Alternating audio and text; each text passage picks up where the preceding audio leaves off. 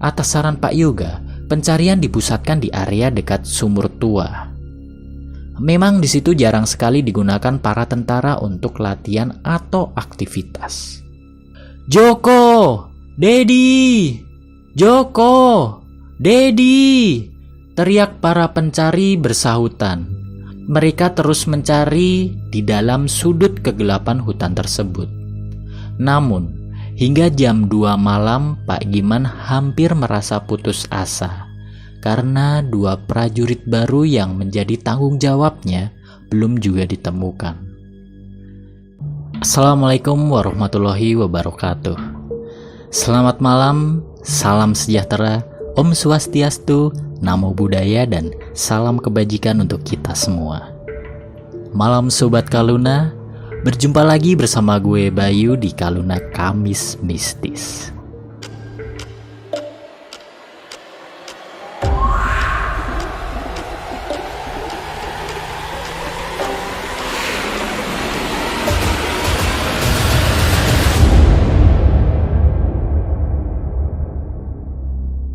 Kisah pada malam hari ini menceritakan kejadian yang pernah dialami langsung oleh seorang prajurit TNI.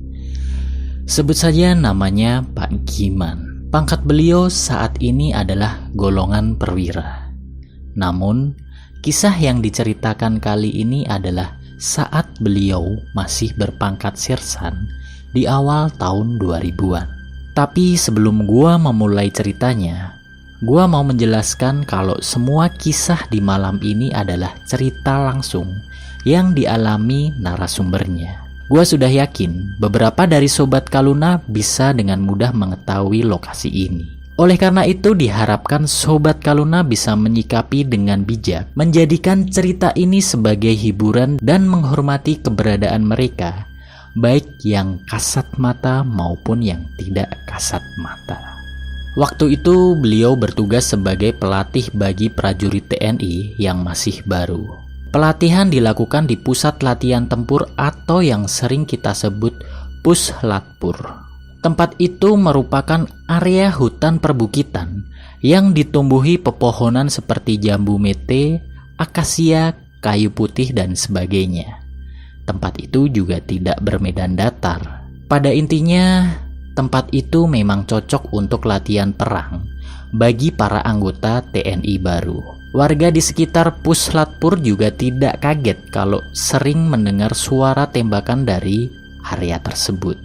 Pada suatu hari, tepatnya pukul 5 sore, Pak Giman dan pelatih lainnya tengah menggiring ratusan prajurit baru menuju tempat latihan tempur.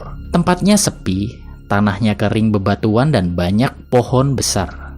Jadi ilustrasinya sudah seperti landscape pegunungan Seribu lah. Kalau orang Jogja dan sekitarnya pasti sudah tidak asing dengan tempat tersebut. Singkat cerita, setelah tiba di lokasi, para pelatih pun mengecek ulang jumlah para prajurit baru tersebut. Namun betapa kagetnya Pak Giman ketika dihitung berkali-kali jumlah prajurit kurang 2 orang. Para rekannya sesama prajurit baru pun juga tidak tahu kemana 2 orang itu pergi. Tiba-tiba Pak Giman berteriak, "Joko! Dedi!" Pak Giman berteriak memanggil nama 2 prajurit baru yang tidak ada di tempat itu. Dipanggil berkali-kali juga tidak ada jawaban. "Joko! Dedi!" teriak Pak Giman kurang lebih seperti itu.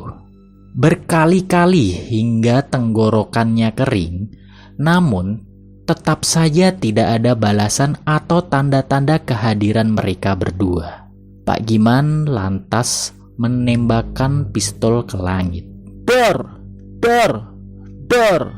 Lalu beliau dan para pelatih lain mulai bergerak serta ratusan prajurit baru tersebut dikerahkan untuk mencari 2 prajurit yang hilang. Semuanya menyisir area Puslatpur itu. Dan hingga 4 jam lamanya mereka mencari, dari jam 5 sampai jam 9 malam, 2 prajurit itu tetap saja belum ditemukan. Pak Giman pun memilih untuk istirahat sejenak keluar komplek Puslatpur. Lalu beliau teringat dengan seorang tokoh masyarakat di daerah itu yang bernama Pak Yuga. Pak Yuga ini memang terkenal sebagai orang yang memiliki kelebihan supranatural gitulah. Akhirnya tanpa canggung, Pak Giman pun bertamu ke rumah Pak Yuga dan menceritakan masalah yang dihadapi. Pak Yuga yang sudah berusia lanjut itu menyarankan untuk mencari 2 prajurit hilang itu setelah jam 12 malam dan dipusatkan di area dekat sumur tua di medan latihan tersebut. Nanging nopo panjenengan wani lewat papan iku, sok-sok ten mriku uga katon glibete macan, yang artinya dalam bahasa Indonesia, tapi apa Anda berani lewat tempat itu? Kadang-kadang di situ juga terlihat sekelebat bayangan macan, tanya Pak Yuga.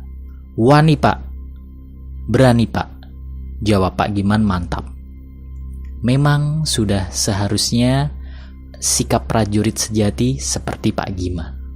Akhirnya, Pak Giman pun menyetujui saran dari Pak Yuga yang merupakan tokoh masyarakat itu.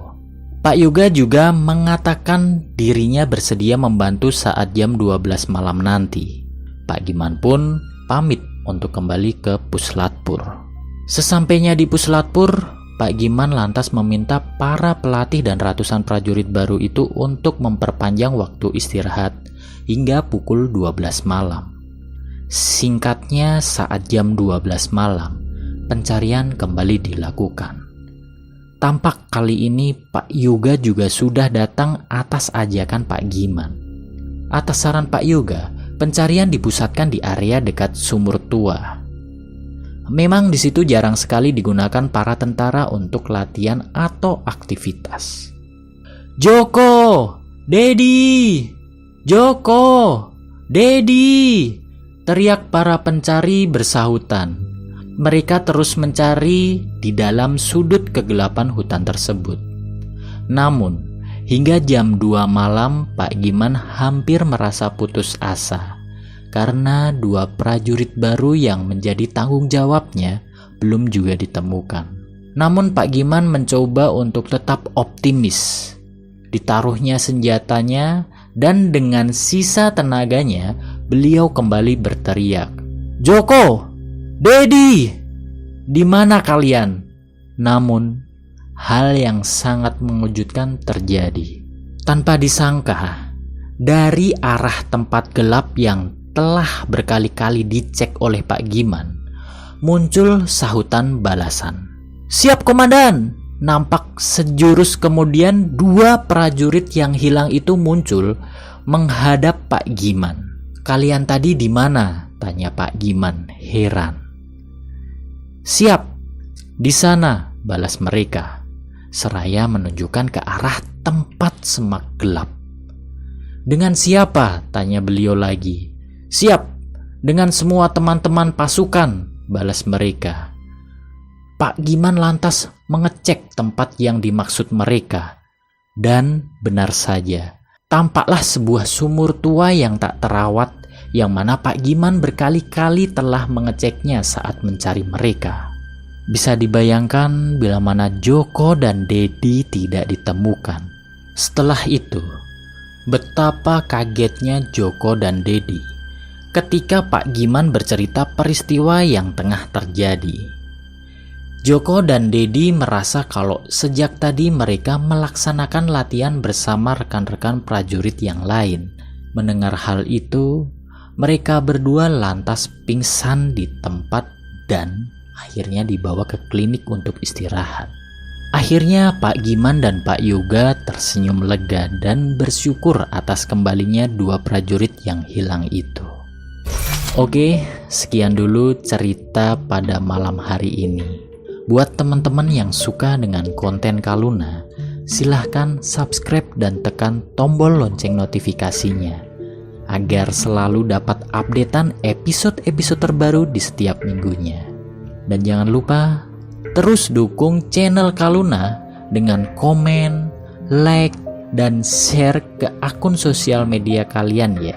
Tag juga Instagram @storyofkaluna. Silahkan berikan masukan buat Kaluna dan tinggalkan komen kalian di channel ini agar kita bisa lebih baik dan terus semangat menghibur Sobat Kaluna semua. Oh iya, buat Sobat Kaluna yang mungkin memiliki pengalaman misteri dan berkenan ceritanya dibawakan di Kaluna, silahkan langsung kirim cerita kalian ke email kita di storyofkaluna@gmail.com. Dan gak lupa gue ucapin terima kasih buat Sobat Kaluna yang selalu setia nemenin gue dan ngedengerin cerita dari Kaluna Kamis Mistis. Gue Bayu pamit, selamat malam dan selamat istirahat.